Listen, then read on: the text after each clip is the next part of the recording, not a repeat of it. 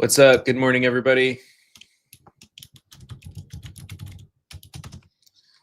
Good morning.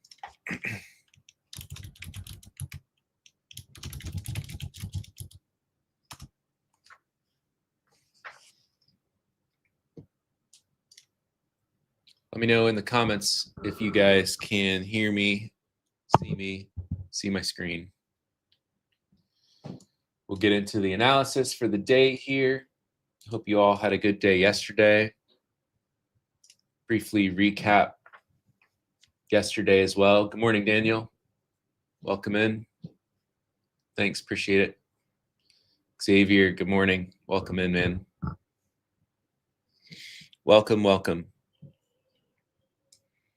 So we had a nice bit of selling yesterday on ES and NQ for sure. Let me just zoom out here to my daily charts. Give me a second, copy it over. NQ staying relatively weak as well. So we'll take a look at this here.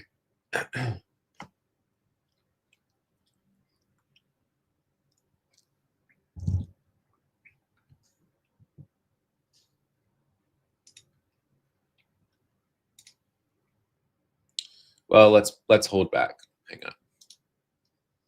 Let's go through the fundamental stuff first. So as far as news goes, we had ADP non-farm payroll news out at, what was it? We had the ADP non-farm payroll news out at 8:15 this morning. We have some more news upcoming. So let's take a look here. It's the market AI tool that I've been using. Really like it. So economic calendar here. What's upcoming? Well, I don't like how it's not. Just get full screen. There we go. So 10 a.m. we have ISM non-manufacturing PMI data. It's not listed on here, but we also have, services PMI at 9:45, unless that's been canceled. I don't know. Was there a resolution to the partial government shutdown? Let me know, guys. I'm not tracking. Either way, watching out for some higher impact news coming out at 9:45 and 10 a.m. today. And then tomorrow we have jobless claims. And then is it Friday? Non-farm payrolls. Unless that changes, I think non-farm payrolls news is still coming out. And then consumer sentiment, 10 a.m.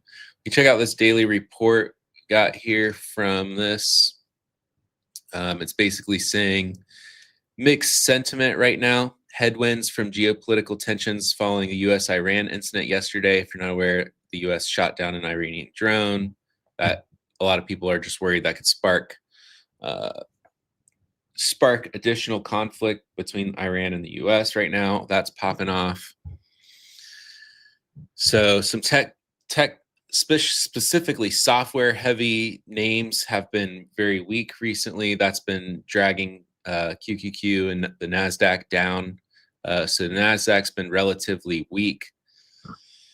SPY and ES, the S&P 500 has been relatively sideways. NQ has been relatively weak, which we can see on the charts. We know that, but the main reason is tech heavy. NASDAQ is underperforming, especially out of software names. So let's see here. Let's see what they're weighting as highest impact. Yeah, there's a few things going on. Let's check the Trump tracker here. Let's call at 9 a.m. and 11 a.m. This is interesting. 11 a.m. be on a TV interview. I'm not sure if that's live or recorded. Nothing too crazy. Score is relatively low. All right. So some news coming out today at 9:45 and 10 a.m. Check that out. All right, let's get into the charts.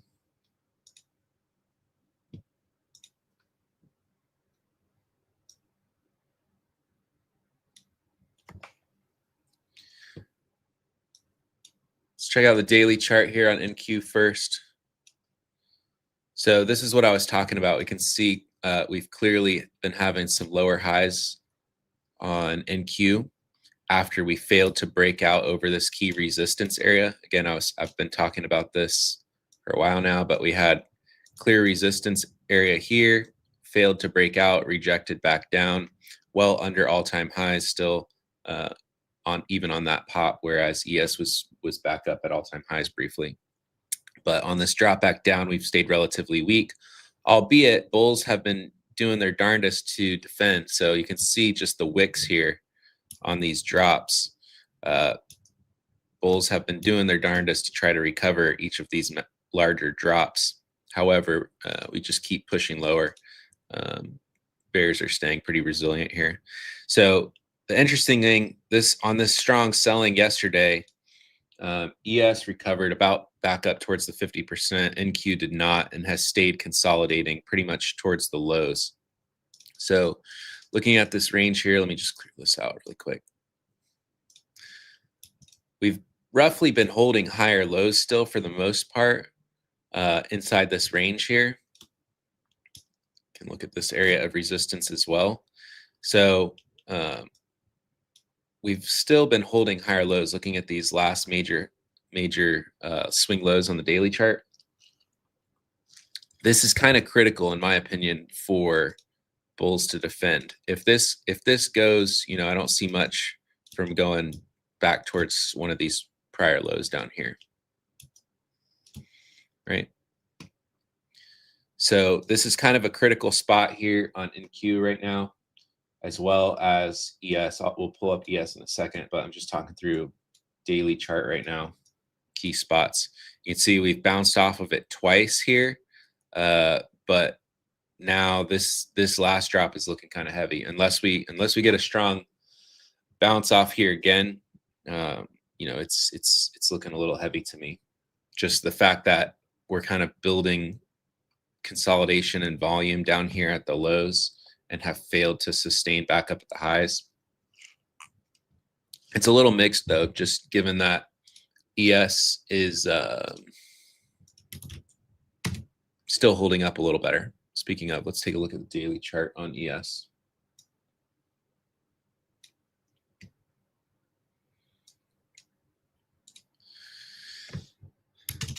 So daily chart on ES here. Over. Daily chart on ES here. Similar thing, how we've been holding higher lows, but you can see how where NQ had stayed well under all-time high, ES had broke all-time high again. But we've been doing this thing for a while now, where every time we just briefly break the highs, we reject pretty sharply back lower, which has kind of kept us in this channel. Right, so we're kind of staying in this channel, but recently over the last week or two, you can see specifically around these lows down here and around these highs up here, how it's been basically just a tug of war battle between buyers and sellers. So recapping my trade from yesterday, I basically positioned SPY puts when we tested this area on Monday and covered back in the middle of the range here yesterday for about a $2,800 trade. But essentially, looking at the higher time frame, what it was is we have this range that we're ping-ponging back and forth in. We got up here and saw significant absorption, so I just positioned myself to the short side. And typically, even on a higher time frame, when I see a balance range like that, yeah, I undercapitalized because I missed out on this. Right, I covered here basically in the middle of the range, but again, that trade was a high probability piece in the balance range for me is fading a failed break at the highs and taking profit in the middle. Right, still very high probability, high risk versus reward. It's good to go. At any rate, these are the key areas on the daily chart. You can see these lower wicks here where we've bounced every time. We're still holding higher lows from this last major swing low. And now this morning, we're pretty much opening back up in the middle. You can see how much more. We'll look a little more detailed here on my 30-minute charts in the volume profile. but you can see how much more ES recovered back towards the middle of the range here than NQ did. NQ is still consolidating more towards the lows, which pretty much aligns with everything that we're seeing even on the daily chart, right? Daily ES has been more sideways and recovering better. NQ has been heavier and kind of making a downward wedge recently, while ES is holding kind of like a more of an upward channel. Makes sense, guys? Any questions as we go through this? If you guys do have any questions, drop them in the chat.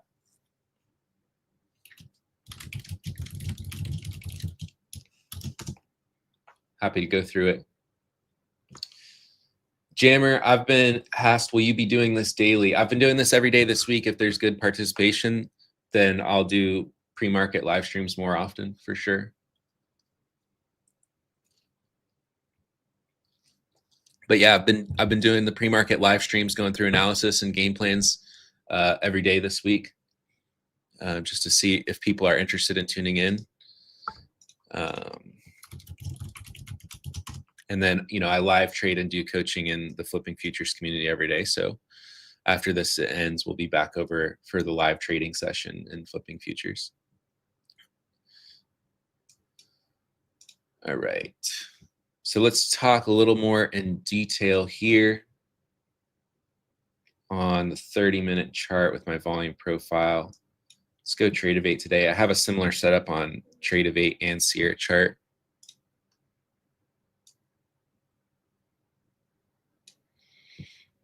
So looking at ES here, this is ES on a 30-minute chart with the volume profile. This is the full daily range volume profile. So you can see we had this consolidation range up here. And this is, I went over this trade setup in great detail. Which is that tool? This one. Okay. So you can see we had that massive consolidation there that aligned with that higher time frame resistance area on the daily chart on ES, right? So this is where I positioned myself short, and yes, for the move yesterday, and I just covered here in the middle of the range, right on this first drop in the morning. This was another key area that we had broken above, which was this consolidation range. And what's interesting now is, yeah, we dropped below it and then we recovered right back to it in the afternoon. So even if I was holding into those 0 DTEs puts yesterday, even if I was holding into the close, they probably would have reverted basically back to where I covered them anyway. Unless, you know, I managed to exit at the very low, but I don't really look to do that. We had this area of prior consolidation. That's where I look to cover that. But now you can see we're back in the middle. So getting into the analysis for today, we've basically just been up and down in this range on the daily chart, and we're near the middle of it. And you can see, actually, if I extend this volume profile over here, hang on, let me do a new screen so you can see.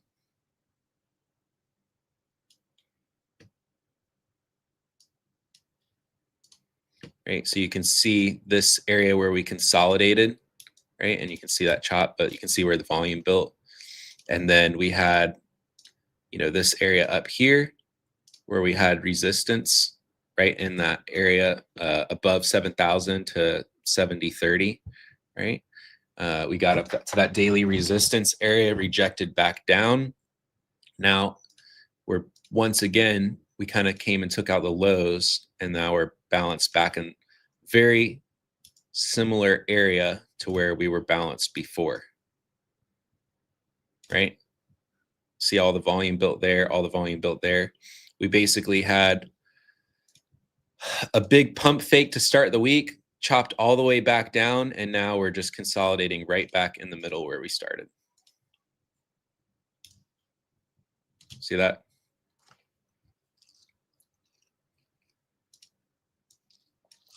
And you can see the point of control managed to recover back near where we closed yesterday, and now we've built this consolidation range with a very similar point of control, very close. So kind of watching out for this balance range this morning, especially between like 69.60 and 69.35. I'm watching out for this range here. Be careful in the middle of that. So let's check out there. Let me just get through this analysis, guys, really quick, and then I'll go into any questions.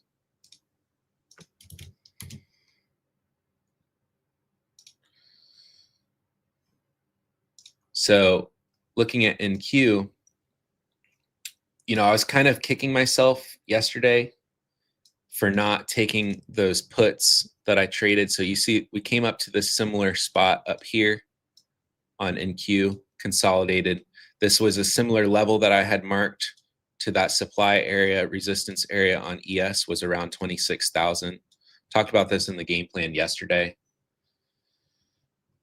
But we rejected off there. I was kind of kicking myself for not taking the puts on QQQ instead of SPY, since the NASDAQ has been relatively weaker anyway. In hindsight, that made more sense. But you can see we dropped down a lot more aggressively.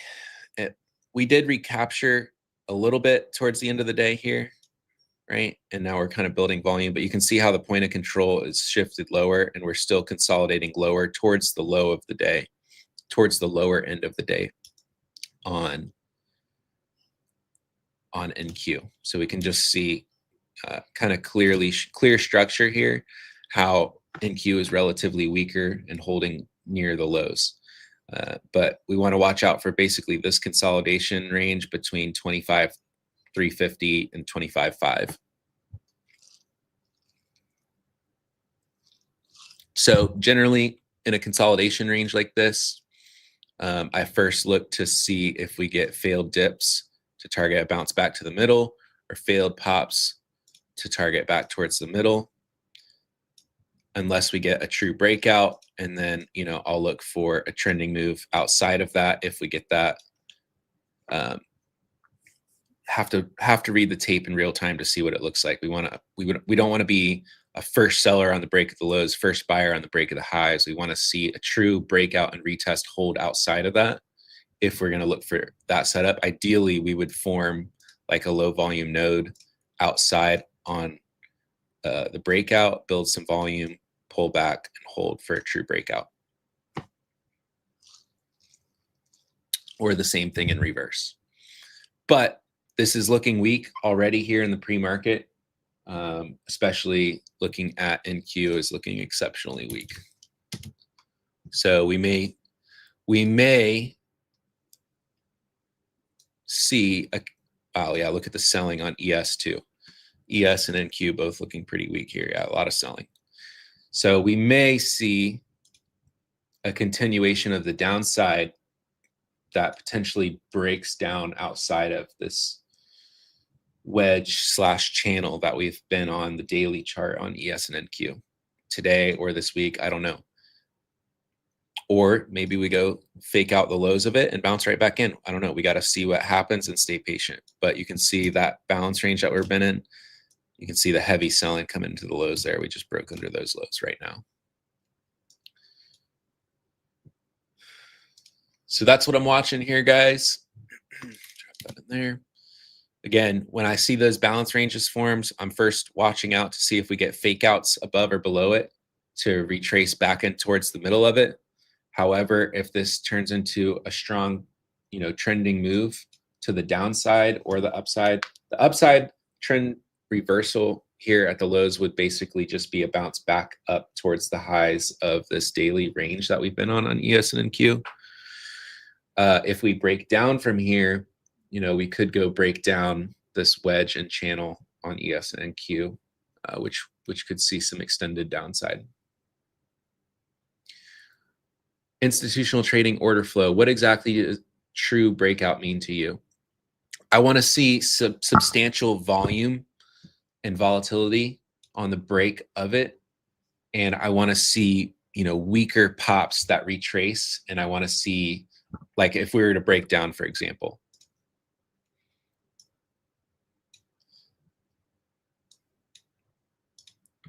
I want to see us truly break where this volume range is with larger selling delta, aggressive selling delta, and on retracements, I want to see weak buying, relatively lesser delta from aggressive buyers.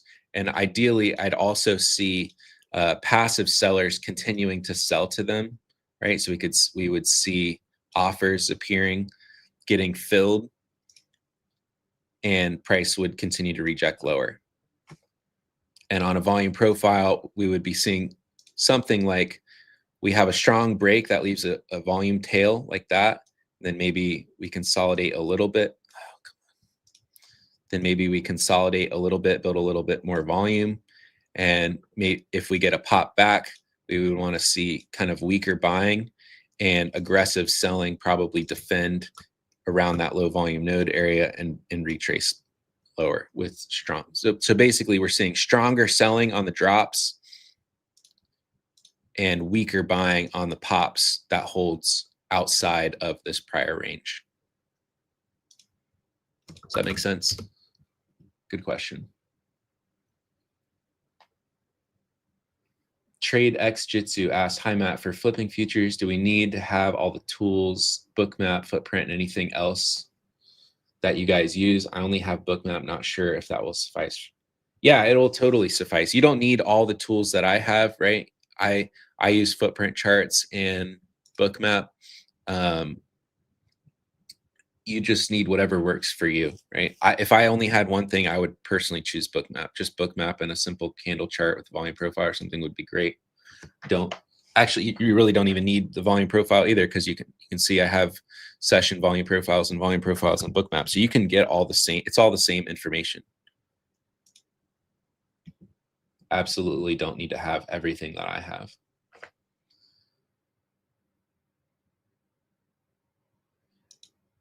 Institutional Trading Order Flow asks, thank you, but what about no pops, no trades? So if we just fall through the floor and there's basically no trade, I personally don't have really an entry model for that. If we just break down, I don't chase the market short. So if we, if you have a setup for that you trade, then by all means take it. I'm saying I don't have, if the market just blasts one way or the other and there's basically no retracement and there's no setup for me, I don't look to be involved with the market every time the market makes a move. In fact, 99% of the time the market moves up and down means absolutely nothing to me. It only means something to me when I see a repeatable setup that I trade day in and day out, right? So that few percent of the time where we have a move that aligns with a setup that I like to trade with the right confirmations, etc., bam, then I trade it. But just if the market just breaks down and just falls through the floor on news and there's no retracement, okay, it doesn't mean anything. The market just moved down. We didn't have a trade set up. We don't trade, at least for me. Same question. Is the low volume node above this balance range key? On which one? ES or NQ?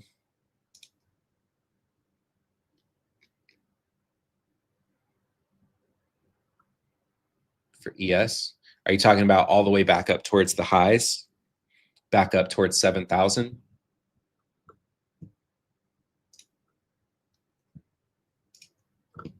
Yeah, so I'm first talking about near term. This is an area where we again consolidated and broke down from. You can see the volume built here, built a little bit here, and this aligns with that daily area that we were resisting in. And then we left this pretty large low volume node area on that aggressive breakdown. Is that what you're talking about? Yeah, if my only problem with that is that would be a better setup if we were already in a strong downtrend. And I would not say that ES is in a strong downtrend. It's basically sideways in a large balance range. So if we look at the overall picture of what's going on, like on the daily chart, I'll watch it here to see if an opportunity sets up. If I see a rally into here, fail under 7,000 again and form a lower high now that we've rejected off, we basically formed a lower high from all-time highs in this key resistance area. We sold off from it again. So if I see a strong confirmations of a rejection there, if we pop, yeah, I might take it.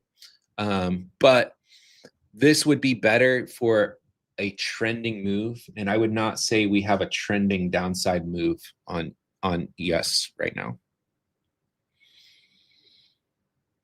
In fact, NQ is a little bit more trending lower, so I would almost like that setup more on NQ. ES has been tricky for that because we're in that basically a sideways range, and so you can see how we're not really holding lower highs like that. We're basically faking out and popping over highs and then rejecting back down towards the middle or the lows of the range. Whereas NQ has been holding lower highs a bit better. And you can see it's an even larger range here, right? So this is that area where we consolidated up here and rejected off of, right? So we have this area that's a low volume node. I kind of like that setup more on NQ potentially for a breakdown of the lows.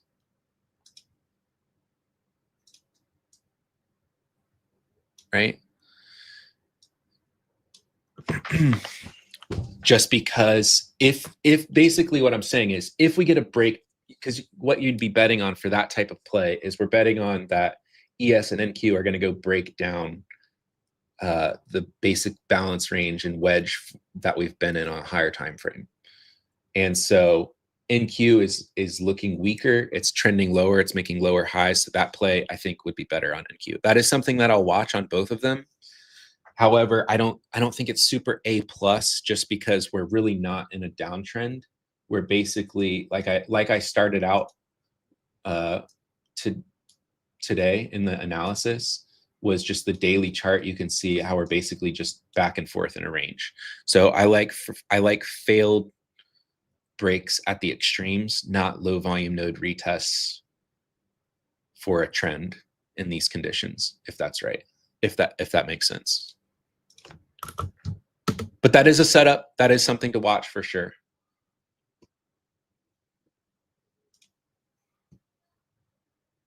But I'm just giving you my personal opinion on it. Good questions, guys. Good questions. M4 Gelliano asked, Matt, hi Matt, can you share some of your bookmap settings? If you go on my Instagram, I shared a reel recently of all of my bookmap settings.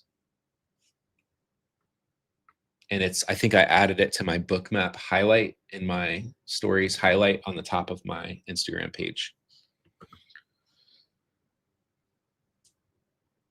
Trade X Jitsu, pretty much every day is a bookmap masterclass. But yeah, I have a whole course in WAP. He said, do you have a bookmap masterclass in your mentorship group in Flipping Futures? Yes, I have basically a whole course that I've put in there from the live training sessions that we've done. And there's pretty much a full course worth of information. But I teach tape reading and order flow with bookmap being kind of the primary tool. You can use lots of things, footprint charts, bookmap. I share multiple. But I don't know. For anybody that's in Flipping Futures in my private group, let me know in the chat. Would you say that pretty much every day is like a live bookmap masterclass?